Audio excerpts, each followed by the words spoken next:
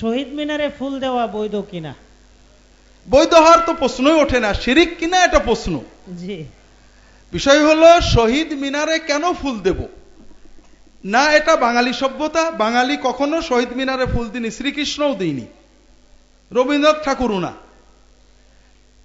না এটা ইসলামের কিছু। শহীদ মিনার নামে একটা কোনো চিহ্নিত জায়গা থাকবে, সেখানে যে আমরা কিছু দিলে শহীদরা পাবে। যদি আমি আস্তিক হই তাহলে শহীদদেরকে কিছু দিতে হবে ধর্মের মাধ্যমে, আর নাস্তিক হই তাহলে শহীদরা মরে ভূত হয়ে গেছে, মরার পর তার কিছু নেই। আমাদের উচিত ছিল ওদের মরা দেহগুলো কেটে কুটে গোশত খেয়ে নেওয়া, এই মাটির তলে দিয়ে পচায় নষ্ট করা, এটা মানবতার ক্ষতি হয়েছে।